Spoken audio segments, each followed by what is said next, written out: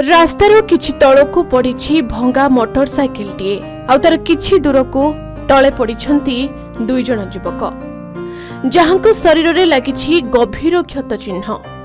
आज सकाळु सकाळु एमिति एक दृश्य देखि चमकी पड़िथिले लोके। केमिति घटिला ए सबु? ए पिला दुई जण किए, केमिति आउ केउ परिस्थिति रे एमाने चली गले? ए सबु प्रश्न उंकी मारुथिला लोकंक मनरे। चाहू चाहू लोकंकर गहଳି लागिला आउ पचारू पचारू जना पड़िला युवक दुई जनकर परिचय। पुरी जिला ब्रह्मगिरी थाना अंतर्गत बालीहरचंडी कठुआरेडी रास्तार मालासह शंख निकट धान जमीरू आज सकाळु सकाळु दुई युवकंक क्षत विक्षत मृतदेह उद्धार होईछि। पाखरु गोटिए मोटरसाइकेल मध्य मिलिछि।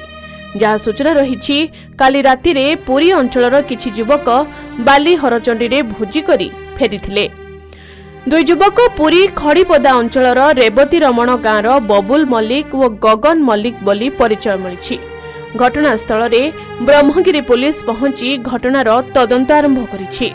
खबर पाई परिवार और संपर्कीय माने घटनास्थल रे पहुंची मृतदेह चिन्हट करिछंती।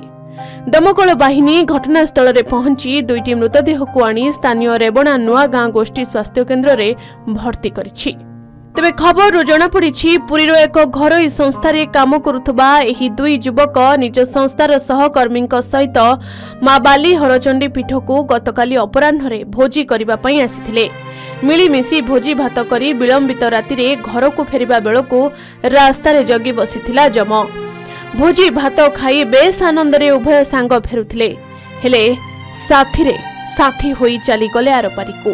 उभयंक परिवार लोक तो संभाली होई रही पारु नाहंती, विश्वास करि पारु नाहंती जे गगन आउ बबुल आउ ए दुनिया रे नाहंती बोली। कांदी कांदी बेहाल परिवार लोके राह छाड़ी भो भो होई कांदी चलीछंती उभयंक एमिति अवस्था रे देखि। तेबे कहिबा को चाहिबो जे उभयंकर गोटिए गाँर पाखापाखी घर।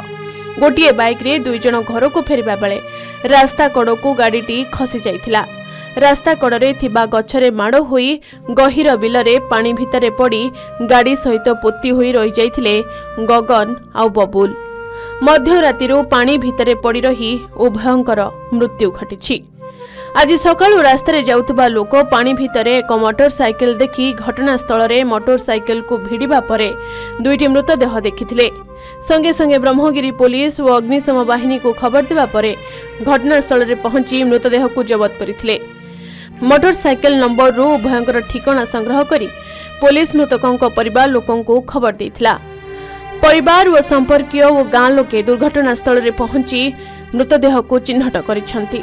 रेबणा नुआ गाँ गोष्ठी स्वास्थ्य केन्द्र रे डाक्तर मृत घोषणा करिबा परे मृतदेह को व्यवच्छेद पई जिला मुख्य चिकित्सालय को स्थानांतर करा जायछि।